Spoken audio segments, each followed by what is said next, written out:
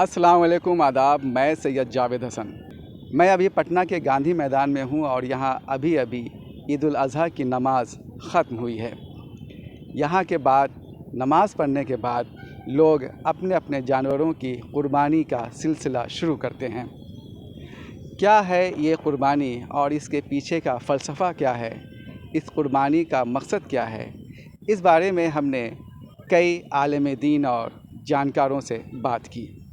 आइए सुनते हैं वो क्या कहते हैं। कहने के लिए ये क़ुरबानी जानवर की क़ुरबानी होती है, लेकिन दरअसल अल्लाह के हुज़ूर में तमाम बंदों की तरफ से ईसार की क़ुरबानी होती है, ख्वाहिशात की क़ुरबानी होती है, नफ्सियात की क़ुरबानी होती है।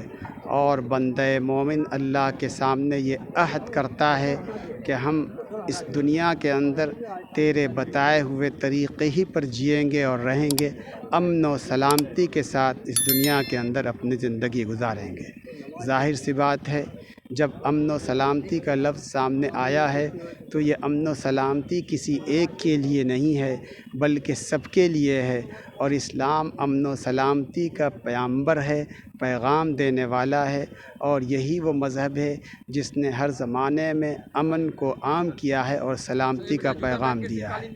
अगर इस इसार और क़ुरबानी को लोग समझें तो हम ये समझते हैं कि हमारे बिरादरान वतन के अंदर भी मोहब्बत पैदा होगी, जज्बा पैदा होगा, और वो भी अमन को आगे लेकर के बढ़ेंगे और एक दूसरे के दरमियान उख़ुव्वत और मिल्लत पैदा होगी।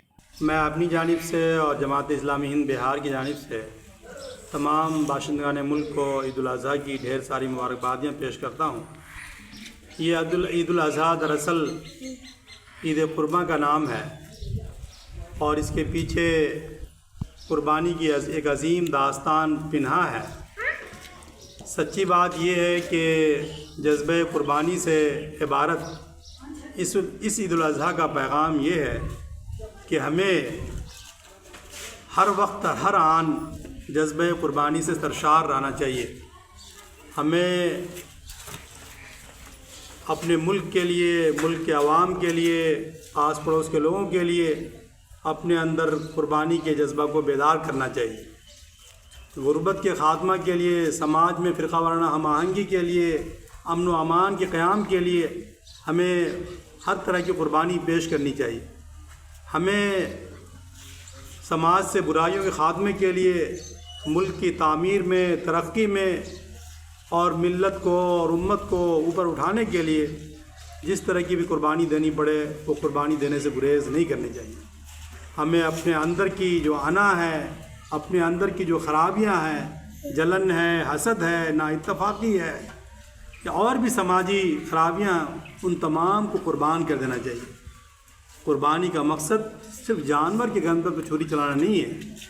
इसीलिए कुरान मजीद में कहा गया है कि अल्लाह ताला को तुम्हारी क़ुरबानी का न गोश्त पहुँचता है न खून पहुँचता है, बल्कि जो असल रूह है क़ुरबानी की, जो स्पिरिट है, वो हमेशा हमारे और आपके पेश नज़र होना चाहिए। जब क़ुरबानी होती है तो क़ुरबानी में के गोश्त को और उसके चमड़े को और उसके दीगर गोश्त के हिस्से को क़ुरबानी करने वाला सिर्फ़ अपने काम में इस्तेमाल में नहीं लाता है, बल्कि पहली बात तो यह है कि क़ुरबानी का गोश्त जो है वो तमाम ही लोगों के लिए इस्तेमाल करने की शरीयत ने इजाज़त दी है। चाहे वो हिंदू हो, मुस्लिम हो, बुद्ध हो, ईसाई, यानी जो लोग भी खाते हों, तो क़ुरबानी करने वाला जैसे अगर वो खस्सी करता है, बकरे को करता है, और बकरा उसके पड़ोस में भी लोग खाते हैं, तो उसमें उसको चाहिए कि उसके एक हिस्से को वो उन लोगों में तक़सीम कर दे, और जो दूसरा हिस्सा है उसमें अपने दोस्त अहबाब को, रिश्तेदारों को वो खिलाए पिलाए, पड़ोसियों को खिलाए, और उसके जो तीसरा हिस्सा है वो उसने अपने लिए और अपने अहलो याल के लिए, बाल बच्चों के लिए और यही हाल उसके चिर्म का है, जिसका पैसा जो है गरीबों में तक़सीम होता है। تو وہ غریب کوئی بھی ہو اس کو بھی وہ دے سکتے ہیں، چاہے وہ ہم مذہب ہو یا ہم مذہب نہیں ہو۔ تو یہ جو بات ہے اسلام مذہب کی کہ آپ جو جانور کی قربانی کرتے ہیں تو اس کا گوشت صرف اپنے لیے نہیں کھاتے ہیں بلکہ اس میں سماج کے سارے ہی لوگوں کو شریک کرنے کی کوشش کرتے ہیں۔ اور یہ بھی ہم عرض کر دیں کہ جو گوشت پکتا ہے، اگر آپ پکا ہوا گوشت دعوت دے کر کسی کو کھلاتے ہیں جس طرح شادی بیاہ میں کھلاتے ہیں تو اس میں سارے ہی فرقہ کے لوگوں کو لوگ بلاتے ہیں، ولیمہ کرتے ہیں، تو اسی طرح قربانی کے گوشت کو بھی کسی بھی فرقہ کے لوگوں کو کھلانے کی اجازت ہے۔ اور ہمارے یہاں تو اس کی روایت رہی ہے، اگر آج بھی جائیے شہروں میں، گاؤں دیہات میں، تو لوگ اپنے مسلم غیر مسلم دوستوں کو بلا کر کھلاتے ہیں۔ تو وہ روایت جو ہے وہ فرقہ وارانہ ہم آہنگی کو برقرار رکھنے میں بہت ہی اہمیت کا حامل ہے، اس لیے کہ کھلانا پلانا اپنے گھر پہ بلا کے وہ انسانوں کی محبت میں اضافہ کرتا ہے۔ تو اگر اس نقطہ نظر سے ہم غور کریں تو یہ بھائی چارہ کو بڑھانے والا، آپس کے رشتے کو مضبوط کرنے والا یہ تہوار ہے اور یہ قربانی ہے۔ اسلام کا پیغام کسی ایک مذہب یا کسی ایک انسان کے لیے نہیں ہے یا ایک سماج کے لیے نہیں ہے، بلکہ اسلام کا پیغام عالمگیر ہے۔ یعنی اگر وہ عید کا تہوار ہو یا بقرعید کا تہوار ہو، یہ دونوں تہوار ایک ایسا ہے اس میں تمام لوگ اس خوشی میں شامل ہوں۔ یہ نہیں بتاتا یہ تہوار کہ بھائی آپ کی کسی کی دل آزاری کیجیے، آپ کسی کوئی ایسا کام کیجیے کہ جس سے دوسرے لوگ متاثر ہو جائے، بلکہ اسلام یہ سکھاتا ہے کہ اگر آپ خوش ہیں تو اپنی خوشی میں دوسروں کو بھی شامل کریں۔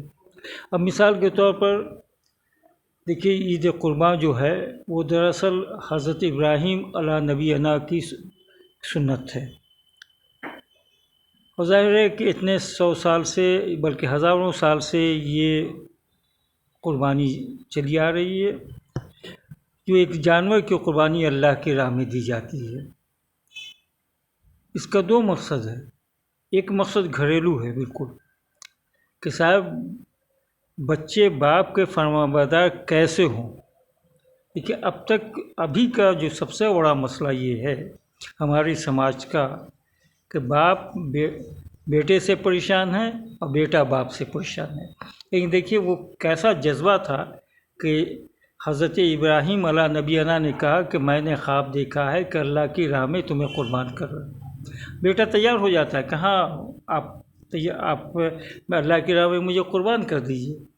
اور بلکہ یہی نہیں کہتا، بلکہ بیٹا یہ بھی کہتا ہے کہ دیکھیے آپ اپنے آنکھ پر پٹی باندھ لیجیے اور میرے ہاتھ پر باندھ دیجیے تاکہ میں زیادہ نہیں چھٹپٹاؤں اور آپ کو مجھے دیکھ کے کوئی رحم نہیں آ جائے، کوئی آپ میرے دیکھنے کے بعد آپ اس کار خیر کو چھوڑ نہ دیجیے۔ دیکھیے اس سے یہ پتہ چلتا ہے کہ باپ اور بیٹے میں کیسا تعلق ہونا چاہیے، بیٹا کیسا فرما بردار ہونا چاہیے۔ دوسرا یہ ہے سماج کے لیے کہ قربانی صرف جانور کی قربانی نہیں ہے، بلکہ ایک تو یہ سمبول ہے کہ قربانی دیا، سمبول سے یہ ہرگز یہ مطلب نہیں لیجیے گا کہ جانور کی قربانی نہیں دینا چاہیے، ٹھیک ہے جانور کی قربانی ہے، لیکن اس قربانی کو سال بھر تک یاد رکھنا ہے۔ پہلے تو اپنے آپ پر دیکھنا ہے کہ اپنے غصے کی، اپنے حسد کی، اپنے جلن کی، اپنے کینے کی، اپنے بغض کی، اپنے انا کی جو ایگو ہے اس کی قربانی دی جائے۔ دوسری قربانی یہ ہے کہ اپنے پڑوس کے لیے، پڑوس میں اگر کوئی بیمار ہے تو اپنے وقت کی قربانی دیجیے، اگر کوئی غریب ہے تو اپنے مال کی قربانی دیجیے، اگر کوئی پریشان حال ہے تو اس کی پریشانیوں کو دور کر کے اس کی قربانی دیجیے۔ تو یہ قربانی عید اضحیٰ کی قربانی ہمیں سال بھر تک یاد رکھنا چاہیے تاکہ اپنے سماج اور معاشرے کے ضرورت کے وقتوں میں ہمیں ہر طرح کی قربانی دینے کے لیے تیار ہونا چاہیے۔ دیکھیے قربانی جو ہے ایک ایسی سنت ہے جو محبت کا فروغ ہے. یہ ہم بتانا چاہتے ہیں دنیا کو اور لوگوں کو کہ اللہ کی راہ میں یہ جانور کیا، قیمتی جانور کیا، ہم اپنے جسم کے خون، اپنی جان دے سکتے ہیں. تو اس لیے یہ قربانی آج تک ہوتی رہے، انشاءاللہ قیامت تک ہوتی ہے. اس کی نبی اللہ کی سنت ہے اور اس سے ایک بھائی چارگی ہوتی ہے. اس کے ذریعے ہم ایک دوسرے کی مدد کرتے ہیں دوسروں کے. دیکھیے آج کے دور میں دیکھتے ہیں، ایک وقت تھا کہ بہت سارے لوگوں کو خصی، آپ یقین سمجھیے، تو دیکھنے کو نہیں ملتا تھا. اسی بہانے غریبوں تک، اس لیے اس میں حکم ہے، یہ نہیں ہے کہ آپ ذبح کیجئے، جو کھا سکتے ہیں کھائیے اور باقی فریج میں رکھ دیجئے. فریج میں رکھنے کا حکم نہیں ہے، غریبوں میں بانٹنے کا حکم ہے، معاشرے میں، سماج میں، پڑوسی میں، ضرورت مندوں میں بانٹنے کا ہے. تو اس سے محبت پھیلتی ہے ایک دوسری جگہ. تو ملا کے یہی کہا جا سکتا ہے کہ قربانی جو ہے ایک جذبہ ہے، ایک محبت کی دلیل ہے اور ہم آہنگی ہے، اور ملک و قوم کے لیے یہ بہت بڑا محبت کا پیغام ہے جب یہ ہم کرتے ہیں. اور ہم نے اپنے دور میں دیکھا، ابتدائی دور میں، کہ بلا تفریق مذہب و ملت لوگ جہاں عید الفطر یعنی عید میں گلے ملنے آتے تھے، ملتے، تو عید الاضحیٰ میں بھی اسی طرح، اس لیے عیدین کہا جاتا ہے. یہ بھی ایک عید ہے، لوگ آتے ہیں، جاتے ہیں، ملتے ہیں، گلے ملتے ایک دوسرے سے بغیر کسی تفریق کے، بغیر کسی مذہب کے. تو یہ ایک محبت کا پیغام ہے جو دیا جاتا ہے. یہ جو پرو ہے یہ ایک پیغام دیتا ہے ہمیں ایشور سے جوڑنے کا، اپنے آپ میں سکون پیدا کرنے کا، ایشور سے تعلق مضبوط کرنے کا. اس کے علاوہ یہ بھی ہے کہ یہ جو ہے آپسی بھائی چارے کا اور محبت کا پیغام دیتا ہے. اور پھر جو ہے ہم اپنے اس دعوت میں، اپنی اس قربانی میں جو کرتے ہیں اس کے غریبوں کو بھی بانٹا جاتا ہے. اس سے یہ ہے کہ غریب جو لوگ ہیں وہ بھی اس سے فائدہ اٹھاتے ہیں، ان کو بھی فائدہ ہوتا ہے، وہ لوگ بھی اس میں شریک ہوتے ہیں اور پھر جو ہے وہ لوگ بھی اس میں جڑتے ہیں. تو یہ بہت بڑا فائدہ ہے. اور پھر یہ ہے کہ جماعت اسلامی ہند کا جہاں تک سوال ہے، تو جماعت اسلامی اس سلسلے میں بقرعید کی عید کے موقع سے اور بقرعید کے موقع سے عید ملن کے پروگرام کرتی ہے، جس میں سبھی دھرم کے لوگوں کو بلایا جاتا ہے. اور اس میں جو ہے ہم لوگ ایک ساتھ بیٹھ کے کھاتے ہیں اور پھر ایک دوسرے کو مبارکباد دیتے ہیں، ایک دوسرے کے دکھ درد میں شریک ہوتے ہیں. تو یہ ایک کامنل ہارمنی، آپسی بھائی چارہ اور محبت کا پیغام اس کے ذریعے سے ملتا ہے.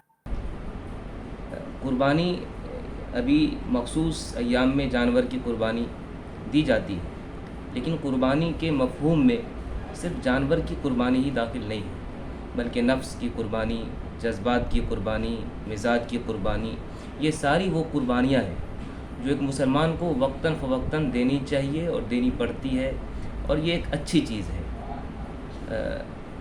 مسلمانوں کی خاص طور پر بھی ذمہ داری ہے کہ فرقہ وارانہ ہم آہنگی کو فروغ دینے کی کوشش کریں، مل جل کر کے عید الاضحیٰ منائیں اور محبتوں کو بانٹیں.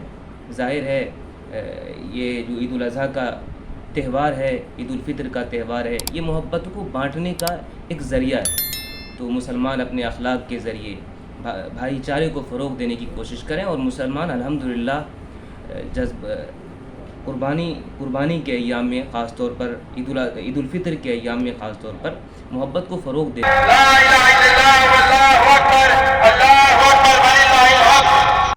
تو آئیے ہم اپنے اندر قربانی کے جذبے کو قائم رکھیں اور ایک خوبصورت اور صحت مند معاشرے اور ملک کی تعمیر میں اپنا رول ادا کریں.